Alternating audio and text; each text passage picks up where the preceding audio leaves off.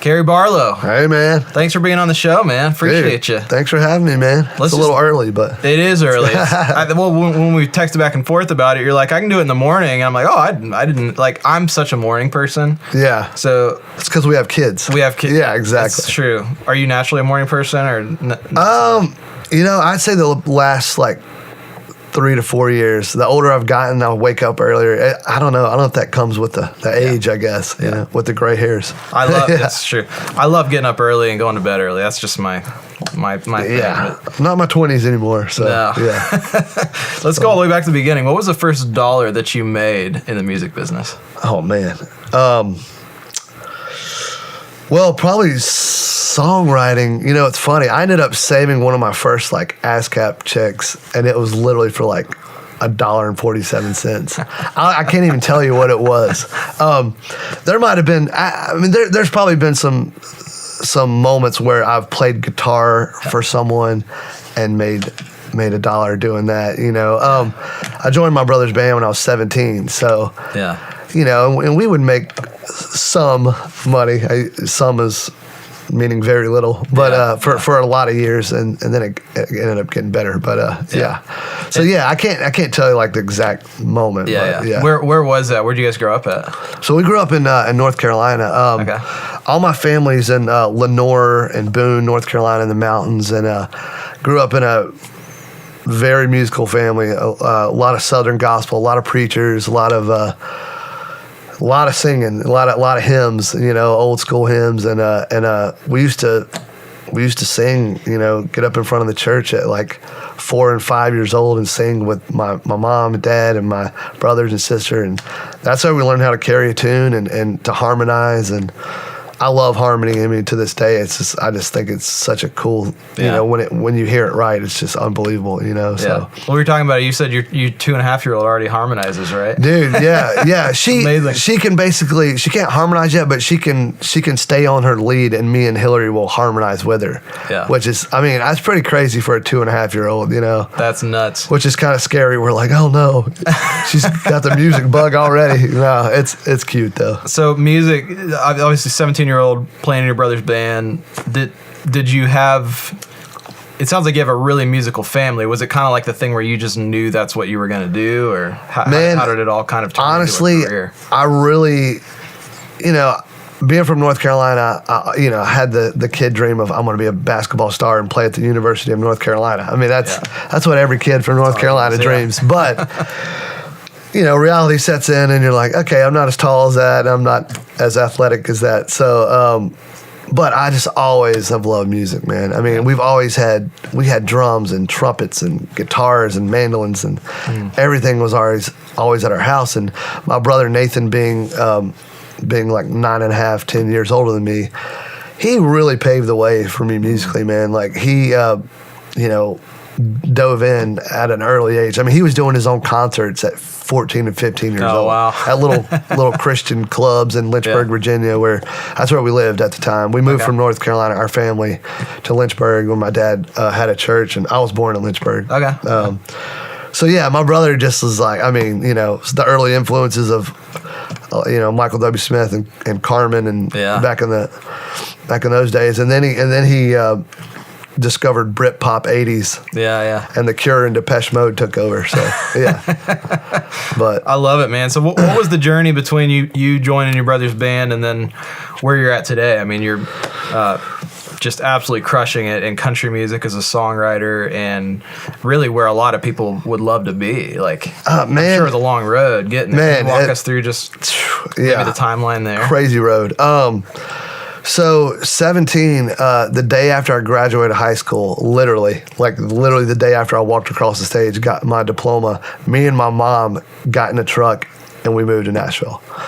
Yeah, which is crazy. I knew my senior year of high school, my brother was like, dude, I want you to join the band. And I literally would lock myself in my room and just play guitar, and I would learn either popular songs on the radio, classic rock songs, just to get better, you know, get my chops up and get, you know, just get better, you know. And there was a guitar player that was leaving at the time that I was graduating. So it kind of, the setup was perfect, and so moved to town. Actually, my senior year, I ended up missing like weeks and weeks of school because I would go out to Nashville and start learning the songs, start rehearsing a little bit, and then I'd have to come home and go back to class, but I couldn't wait to get out of there. Loved all my friends, and my teachers, but So your mom, like, that's kind of crazy. I mean, your mom man, packed you up and moved here. Yeah. My parents ended up divorcing when I was like 12, so we're all still really tight. And my mom and dad are great friends and stuff, and so it was just. Music was just what I knew I wanted to do. And we packed up and came here. It was awesome. My mom did that. And she ended up working for the lieutenant governor downtown Nashville. And then 2 weeks after I joined Luna Halo, we were on tour in Europe. Wow. And I was 17. I mean, just graduated high school. I mean, I think I was just turning 18. Yeah. It was crazy, man. I mean, I went from, in those days, Luna Halo had put out a record on Sparrow, and it was very more of the Christian CCM thing. And my brother's always been kind of an edgy guy, and he's had his own things in life that, we've gone in different directions and stuff, and musically and personally and everything. So. I wasn't a part of the Christian record. I was still in high school, or whenever that album came out.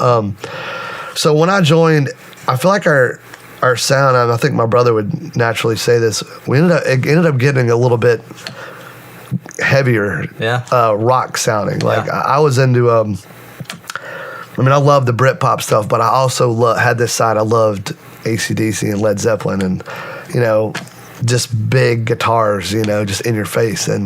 But I also loved, I grew up in the era of like Snoop Dogg and Dr. Dre. And so I love pop music. I mean, I love just everything. I mean, everything that is popular, I love. And not popular. I love indie weird music too. But joined the band at 17.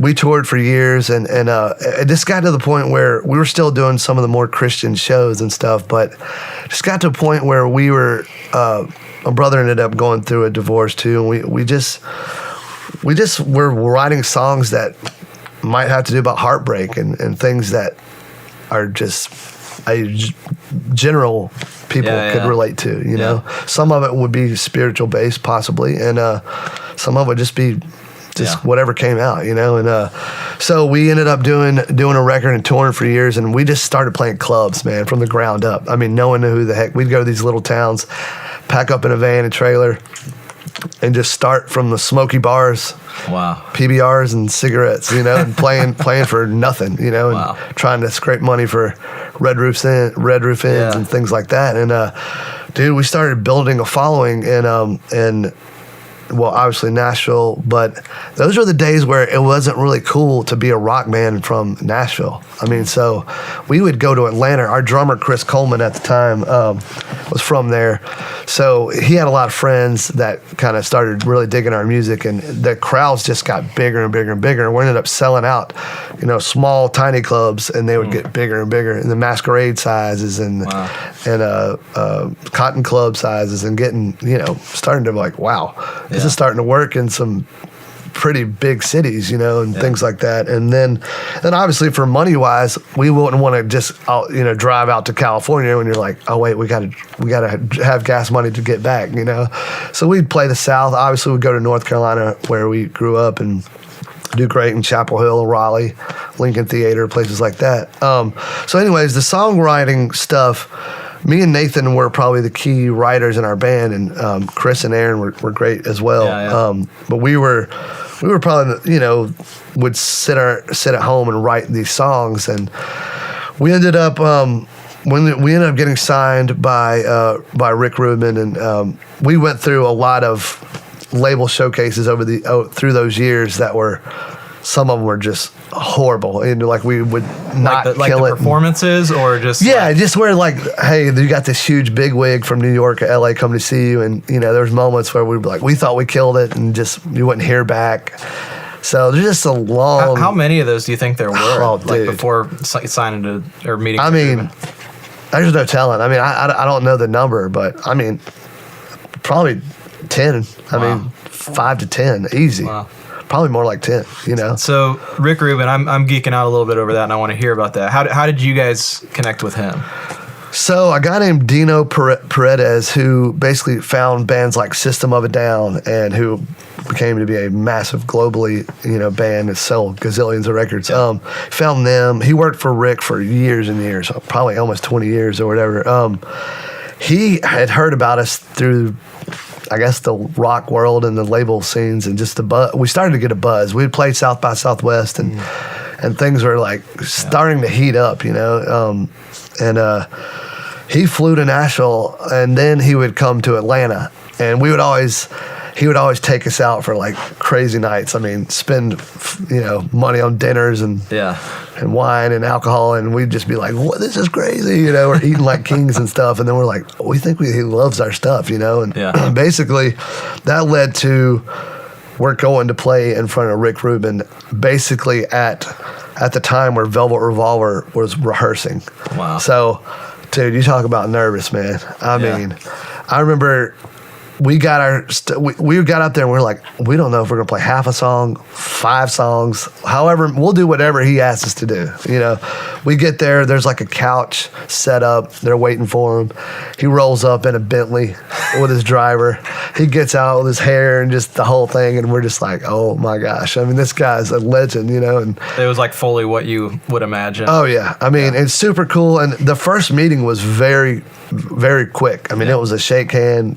Basically, we walked in, they gave us a look, hit the count off, Wow. So we were just about to puke.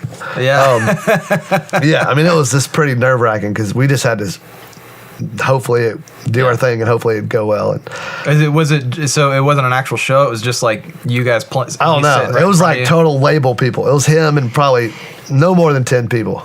I mean, So, I mean, you got to turn on the energy and the rock vibes with 10 people in the room. Man, can you talk about that? Because that's something that a lot of people just absolutely, that's like their worst nightmare, like doing label showcases. I mean, it's not fun. Let's just be honest. I mean, for anybody that has to end up doing that, it's not fun. I don't think you can prepare.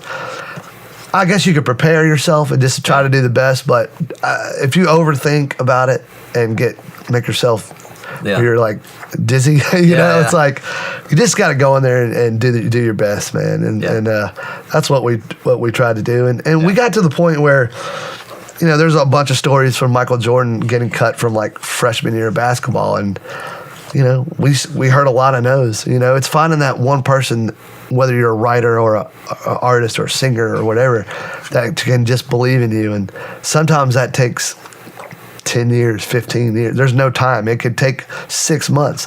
You could be on a show like The Voice and it could happen like that. But there's just finding that person, man. So he liked the showcase, I take it? I guess so, yeah, man. He liked it. And they ended up signing us, man. And we ended up, a couple more weeks went on, and I think Dino came to a couple more shows, and they were like, we're signing you. And at the time, we got signed to American Recordings and Warner Brothers. So Warner was the big, backing. American were like the A&R.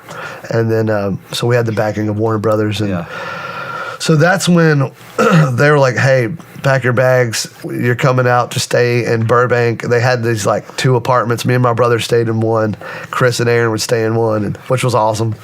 And yeah, man, it was funny. They were called the Oakwood Apartments, and there was all these little child like actor kids in LA, like these like beautiful kids that are going to be on like the Disney movie, Disney or Warner Brothers shows. Or it was funny. And then there'd be like these dirty rock bands that are living in other apartments and stuff. But it was cool, man. Yeah, it was weird. But every day we would load up and head to the studio for 3 months with Neil Avron and Rick Rubin.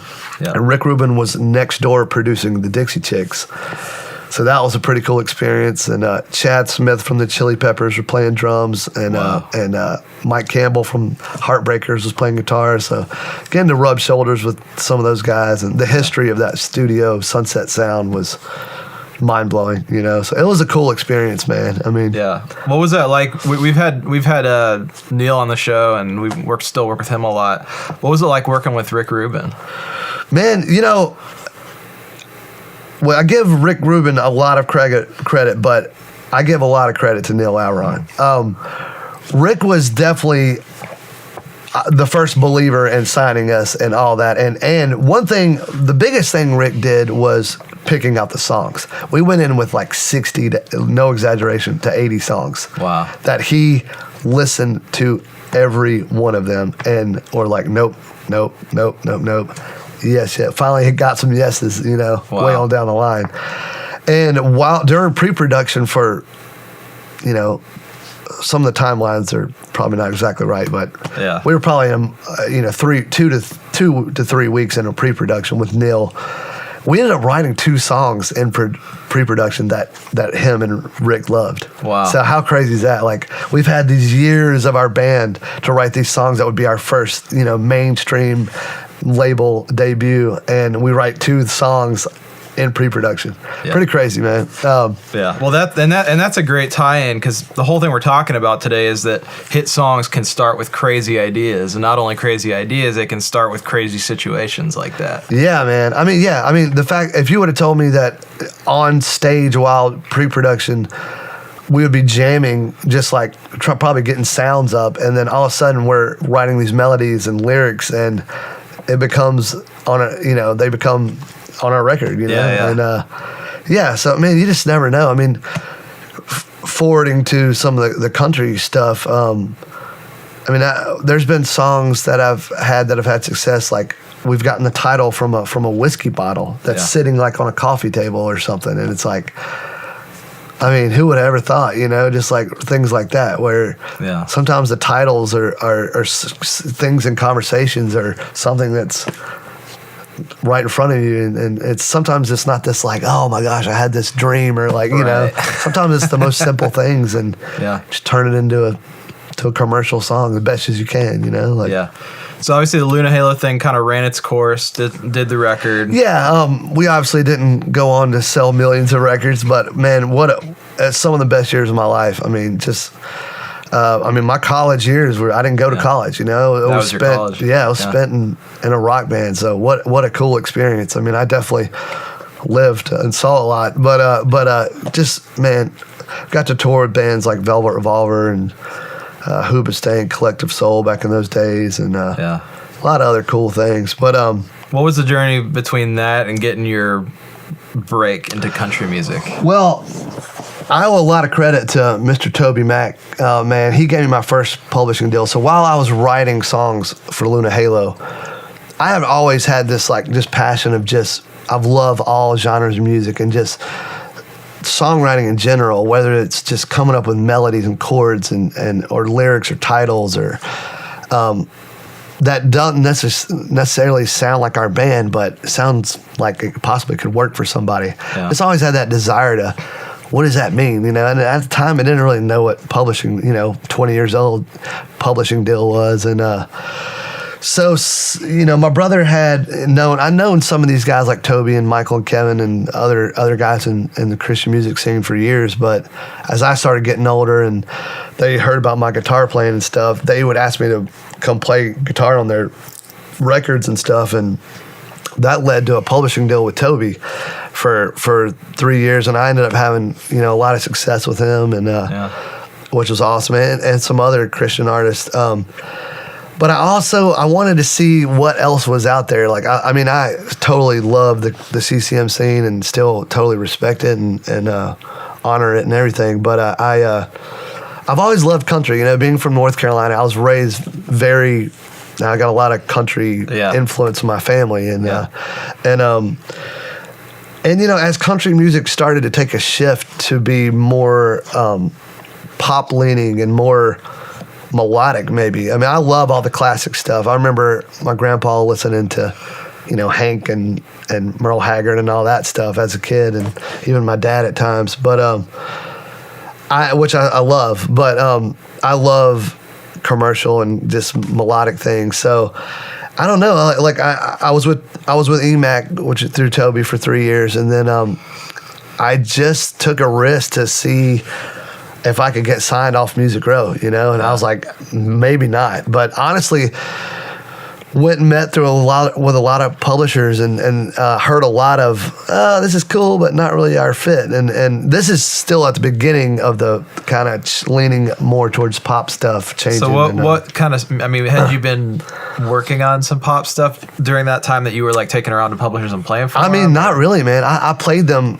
all the Luna Halo songs. I said, look, here's what I do naturally. It's Luna Halo. Here's the Christian stuff I've done with Toby and other Christian artists. Here's maybe just some random songs that are maybe pop rock or this or that. So I didn't roll in there with like, hey, here's 10 country songs that you could pitch to Garth Brooks or whoever. It was definitely not like that, you know. I think Bob Doyle and Jesse Frazier, I think they heard something in my music from what they said about just the melodies and guitar hooks and things I brought to the table that intrigued them to see if I could bring what I do naturally to a more country fit with maybe somebody who is more country leaning than me, musically speaking. And man, it ended up working out, man. It's a blessing. I had my first. I ended up signing with Major Bob, and golly, what year was that? I'm so bad at remembering the years, but maybe 2003 or 4. Okay. Maybe somewhere around in there. 5 maybe. Yeah. I don't know. I'm bad about that. But I was there for 10 years. Yeah. So pretty crazy, man. It could have been more like 2005ish, but what was your first like country cut? Like, so you remember what that? I do, and it's a pretty bizarre story. So Scott Borschetta, this is rewinding a little bit back to Luna Halo. He was a big Luna Halo fan. Scott Borschetta, way before Taylor Swift, way before Big Machine. He was working at DreamWorks at the time.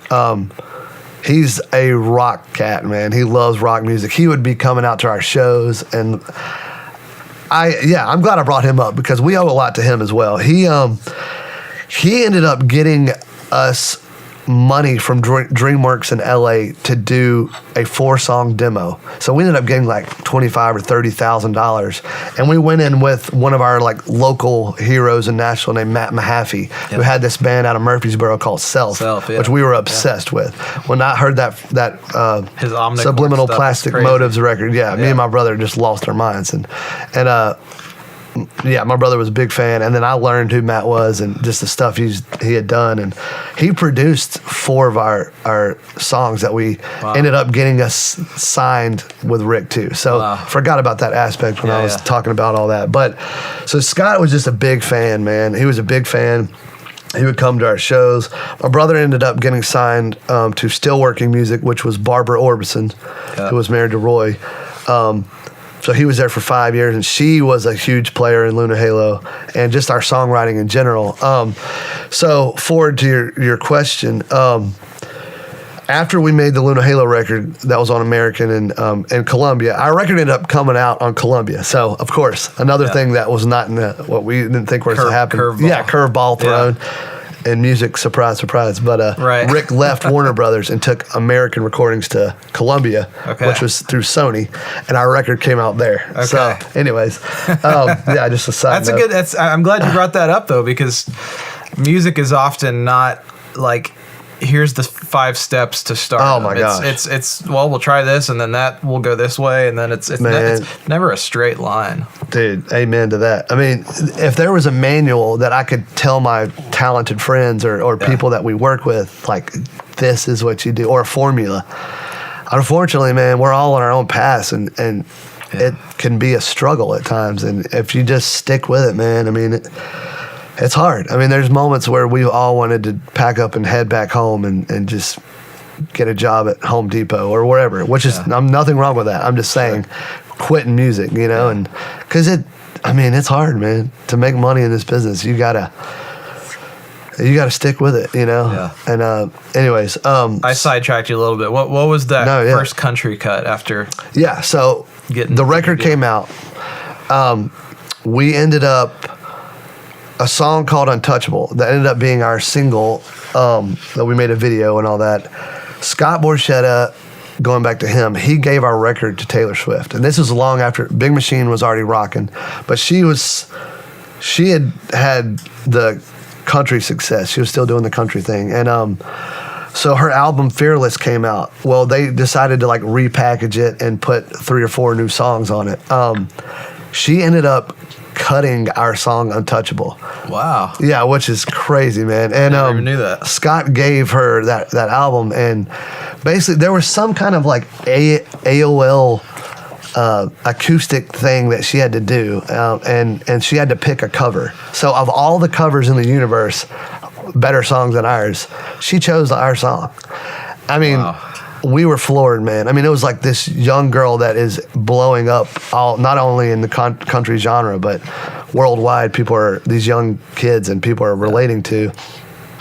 She did our song. It didn't end up being a single, but it got a lot of attention to our band. All of a sudden, wait, who's Luna Halo? For people that didn't know who we were, which was millions of people. Right. But so that was a cool moment, man. She ended up, she did it on SNL. So it's on Saturday Night Live, and that moment, I remember me and my brother and some of our friends and girlfriends at the time and stuff got together, and we were just like, oh my gosh, this is crazy. This is crazy. Yeah, and she ended up putting it, they ended up putting it on the repackaged Fearless album, and I think the album sold 6 million. And so that was my first country cut. So I was coming into Major Bob with, hey, I got a Taylor Swift cut. Like, well, what the heck? You know, I fell in our lap. So that was, wow. That's another thing in music, man. There are things that can happen that aren't planned, and that can be just a blessing out of nowhere, you know? And it's pretty cool, man. That was a huge moment. And, you know, having that behind our belt was cool, you know? And even it wasn't planned, it was a cool thing. And then from there, man, just trying to build off that and just write commercial music. And man, there was hundreds of songs that didn't go anywhere, and then every now and then I would get, you know, maybe a smaller cut here and there, or a thing that would land in a TV show or something small. And then I ended up where I met my future lady on a songwriting retreat. A guy named Shane Stevens, who's a dear friend of me and Hillary's, he introduced me and Hillary. And Shane was at Major Bob at the time as well. We would write together a bunch, and he was like, dude, I want to introduce you to Hillary Lindsay, and we need to go write. So obviously I knew who Hillary's name was, and I never written with her, but I knew she was crazy talented. And we had gotten together and just written some songs at her house, a house that I had ended up moving into years later, which was crazy. But we wrote our first song right there at the fireplace, where she wrote like Jesus Take the Wheel and like songs like that. And that's crazy. So I remember, you know, we went on this trip to Gatlinburg. We would go to Gatlinburg and rent a little cabin and just old school bring our you know, pen and paper and our acoustic. We bring like little drums to drum on for rhythms, and like, I mean, this is before you're like Pro Tools and all that, and recorders, and I think we'd have our laptops and stuff too, but for like GarageBand record or whatever. And we ended up on one of the first trips writing American Honey. Wow. That was my first country #1 song that for Lady Antebellum. And you know, it was one of those songs we ended up writing probably 3 or 4 songs on that retreat. It was like a 2 or 3 day thing, and it was fun, man. We'd get a bunch of wine, a bunch of snacks and food, and I remember we wrote that song. It was snowing outside, and it was that. And you were saying that just literally came off the whiskey bottle, right? Just so that's a funny story. We before we went to the cabin, we were like, well, we got to go get some snacks and maybe some wine or some booze or food and whatever, you know. And it was cold, so I was like, I just like to sip on some bourbon in the wintertime a little bit. And that was after Wild Turkey had come out with the bottle of American Honey, and I'd heard about it. I don't even think I might have had it once before, and I told Hillary and Shane, I was like, y'all got to try this. I'm like, you can like heat it up in the microwave, it almost tastes like a hot toddy or something, you know. So basically, I think one of us grabbed the bottle that was like probably on the kitchen counter and took it to the coffee table around the fireplace, where we were just kind of like, you know, on our knees writing, with acoustic guitars and stuff. And dude, it just, I don't even know who it was. It might have been Shane said, that would be an amazing song title. Wow. And we had no idea, where it would, what it was going to be about. Hillary, just brilliant, man. Like, I think, I started playing the guitar riff. And, man, it just started happening, Wow. I mean, the melody started flying, and it ended up being just about the nostalgia of just going back to your childhood and some Southern imagery in there. And man, I got to give props to Mike Doyle, Bob's son. He worked at Major Bob, still does, but he walked the song into to Lady A as they're in the studio. Wow. Like that's kind of an old school approach. Yeah. These days everything's so, email driven or send the MP3 here or text an MP3. He walked a CD with American Honey. This isn't that long ago, 2000, probably 2008. Yeah. He walked it in and was like, I got something you guys got to hear. Wow. And threw it in the CD player and in this giant studio. And dude, Charles just flipped out. It was like, wow. Oh my gosh. And yeah, man. So, and that ended up being on the Need You Now record, right? And it was a single after Need You Now. So the setup of Need You Now being this worldwide hit to follow up with our song was a big deal. So that was the first. Sorry, that was long-winded. It's been off to the races since then, and we could chat about your country hits all day long. Yeah, I know you've probably got a session to get to and a hit to write. So hopefully, yeah. I'm gonna get through our full circle 5, which are our last 5 questions. So yeah, man. What is your favorite book or record that you most commonly recommend to people? Or record? Sure. Okay, I will say this. I'm actually not a great book reader. I think a little bit of it is like ADD moment. Like I can't find myself sitting down. I like watching documentaries and movies. I'm a visual guy, Okay, so documentary recommendation. Well, I will say this. 3 or 4 years ago, I read The Shack. Okay. And me and Hillary were on vacation in like Cabo or something, and I'm like, I am going to read a book from front to back if it's the last thing I do. I'm like, I'm in this beautiful place. Yeah. Me and Hillary, it's like beautiful. The sun's out. We're by this pool.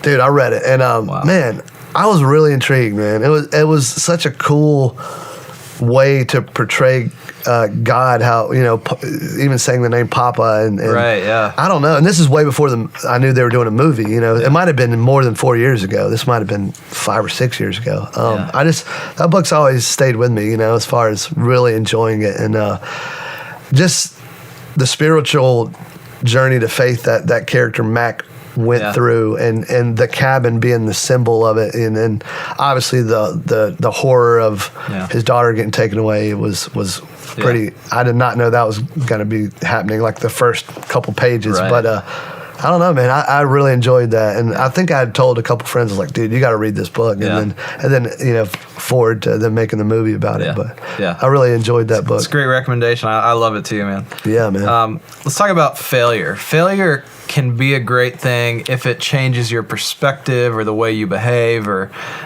maybe even your career path. In that sense, was there a favorite failure that you had that you can identify that you're like, that was the turning point for me? Yeah, I mean, honestly, like, it's hard because it kind of almost hurts to say it, but like, if our band had blown up to be the next Killers, I wouldn't have met Hillary, and I wouldn't have dove into the songwriting thing like I did. I mean, everybody has always said, like, you guys were this close, and everybody's like, oh, what an amazing album you guys made.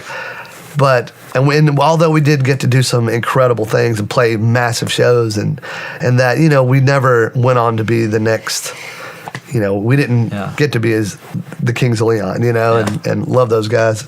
But, but if that had happened, where would I end up? Where would my life end up? I wouldn't have my, Hillary, like I said, and my little baby girl. I mean, who knows, and I get, God has control of our lives. And it's like, I never would have thought, at 17 I would be writing, commercial country music and having some success. And so I'd have to say, like, just a failure of what looked like it was about to happen, and it did happen to some degree, but ultimately didn't take off. Yeah. If it wasn't for that, then I wouldn't be where I am now. So, That's good. It's good perspective.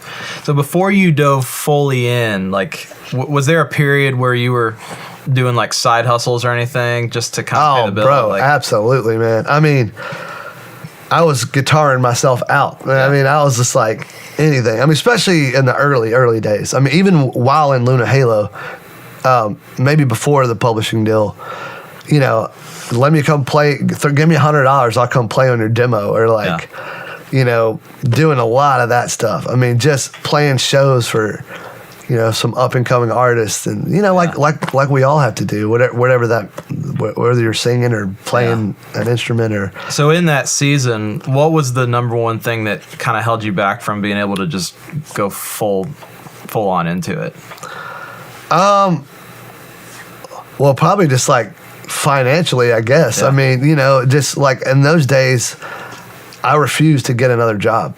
I mean, I was pretty hard-headed. I mean, my dad helped me out a lot. I mean, probably a lot of times when he didn't even have the money, he would send me $100 here and there, and I would, be living with 4 or 5 guys and, crappy little house, but fun times, man. I mean, I lived on Love Circle with some other musician guys. Dude, what a great time. We were all on the struggle train. Cars barely ran. We were eating Beanie Weenies and Taco Bell and drinking PBR, and life was great, And we didn't know any better. It's like, when you're so I think the struggle is a part of the story, man. And the failures and the no's, and so I think you dive in when you can, and when it makes sense. And, music is a financial burden at times, when you're starting out. And if you can't, you feel like sometimes 2 steps, 3 steps forward, you go backwards. And, it's a constant roller coaster. I mean, to this day, it's a roller coaster ride, You find out you have a single and then it tanks, or you might have this or that, There's still failures. So what is something that's working for you right now? Man, I would say, so Jesse Frazier left Major Bob and started a little JV of Rock Nation, which is Jay-Z's company, and it's called Rhythm House Music. And man, I respect and love Bob and all the years at Major Bob, but Jesse is just such a forward thinker and modern, and we love pop music. We love everything from hip hop to rock to Christian music and all in between, bluegrass, southern gospel, So we're just always thinking of creative ways of moving forward, whatever that looks like. And so I think just whether it's starting to work, I think it's just building on maybe some momentum. And like I said, there's some months that I'm like, oh man, I'm killing it, and then there's other months where you're like, come on, something happened here, But music's riding the wave, man. I mean, it goes up and down, and I mean, I just got the next Little Big Town single. So, dude, congrats! Thank you, man. And awesome. What's that song called? It's called Summer Fever. Nice. So it's just a total no-brainer summer jam. Kind of has an '80s influence. Did that one have a crazy idea that came from? Or man, honestly, it really didn't. It was a Rock Nation Rhythm House retreat, and a lot of the Rock Nation writers from LA and England and other cities came all to Nashville, and Rhythm House, our office, was like the hub, and we ended up trying to pull as many writer friends and artist friends into the mix, and we ended up getting to write. Billy Currington came in and wrote. Karen Fairchild from Little Big Town wrote with us that particular day, and a guy named Sam Romans, who is he's from England, great artist, writer, and so we ended up, Jesse actually had this track pretty much built up. So we came in and he had this groovy like 70s, 80s vibe. It just felt summery, beachy to us, man, and that was just one of those things. We just wrote it in Jesse's studio that day. There was no. It was just a feel. We just had this feeling of like the summer. And actually, you know what?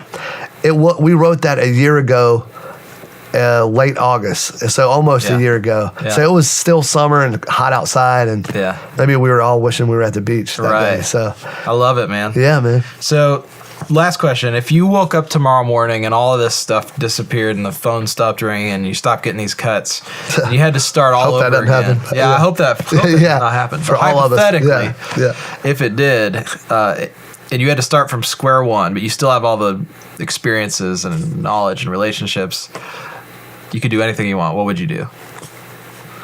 Man, honestly, I would do something in the outdoors. Okay.